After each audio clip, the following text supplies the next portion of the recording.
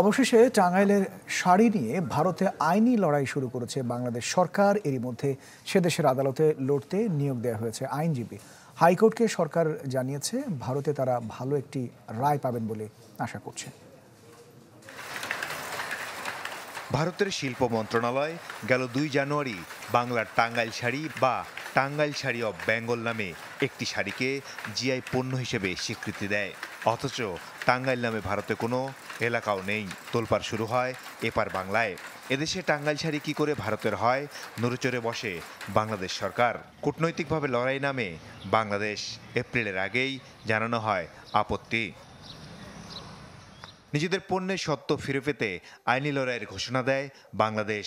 সোমবার হাইকোর্টকে শিল্প মন্ত্রণালয় জানায় টাঙ্গাইলের শাড়ির আইনি লড়াইয়ের জন্য এরই মধ্যে নিয়োগ দেওয়া হয়েছে ল ফার্ম। বাংলাদেশের মেধাস্বত্বের ইতিহাসে আমাদের জিআই পণ্যের পক্ষ থেকে আমাদের জিআই পণ্যের অধিকার রক্ষার জন্য শিল্প মন্ত্রণালয়ে অনুষ্ঠিত একটি সভার বরাত দিয়ে আমি আপনাদের দায়িত্ব নিয়ে জানাতে চাই যে মেসন অ্যান্ড অ্যাসোসিয়েট নামে একটি ভারতীয় ল ফার্ম বাংলাদেশের টাঙ্গাইল শাড়ি নিয়ে ভারতের মাটিতে বাংলাদেশের টাঙ্গাইল শাড়ি নিয়ে তারা লড়াই করবেন। এখন পর্যন্ত শতাধিক জিআই পণ্যের তালিকা চূড়ান্ত করেছে সরকার, যার তালিকাও হাইকোর্টে জমা দিয়েছে শিল্প মন্ত্রণালয়।